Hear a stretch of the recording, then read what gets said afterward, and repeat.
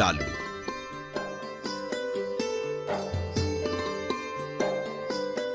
ডালু সম্প্রদায়ের উৎপত্তি বা বংশ পরিচয় সম্পর্কে সঠিক তথ্য নেই বললেই চলে।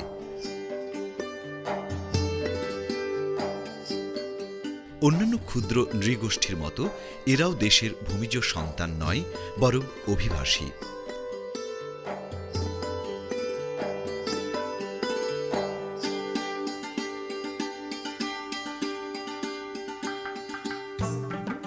ডালুরা নিজেদেরকে মণিপুরী ক্ষত্রিয় বলে পরিচয় দিয়ে থাকে। দৈহিক গঠন, আচার আচরণ দেখে বোঝা যায় এরা মণিপুরীদেরই একটি শাখা।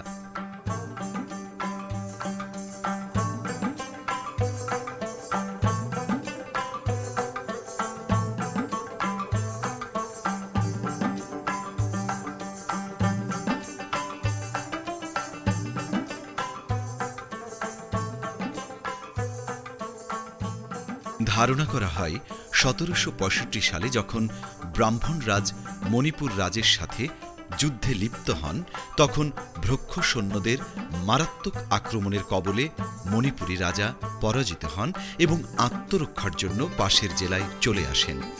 তার সাথে অনেক অনেক মণিপুরী সিলেট এবং ময়মনসিংহ জেলায় এসে আশ্রয় গ্রহণ করেন।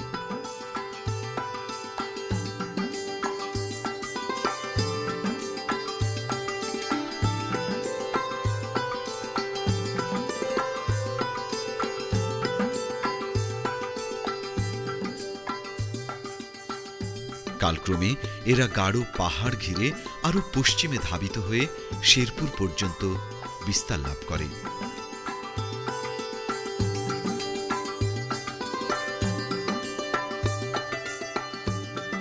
ডালুদের সমাজ ব্যবস্থা পিতৃতান্ত্রিক। যতদূর জানা যায়, একসময় ডালুদের সমাজ ব্যবস্থা ছিল মাতৃতান্ত্রিক।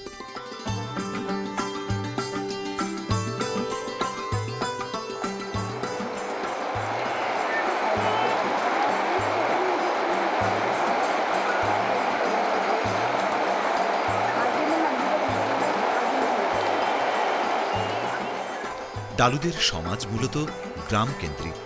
প্রত্যেক গ্রামে একজন গাঁও মোড়ল থাকেন। এই গাঁও মোড়লই গ্রামের সমস্ত দেন দরবার করে থাকেন।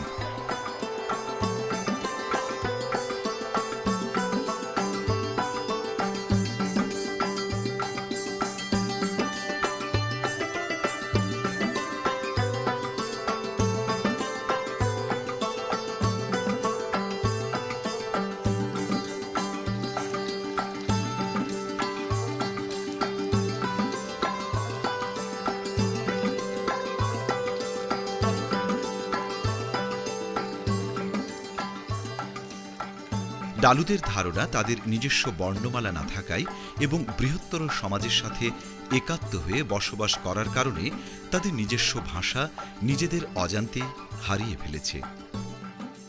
বর্তমানে আমরা এই গ্রামে 20টা পরিবার, এখানে অন্তপক্ষে 60টার উপরে পরিবার ছিল এই গ্রামেই। প্রতিটা গ্রামেই মনে করুন 50, 60, 100 পরিবার এরকমও ছিল। বড় বড় গ্রাম ছিল, কিন্তু এখন তো আর ওগুলি নাই। গোপালপুর, সোহাগপুর, পাইকিয়াতলা, তারপরে শালমারা, পলাশিয়া, হাতিবান্ধা, বিন্নিবাড়ি, সালুয়াতলা, গেরাপচা, ফুলপুর, মণ্ডলীপাড়া, তারপরে যেমন ছিল ওই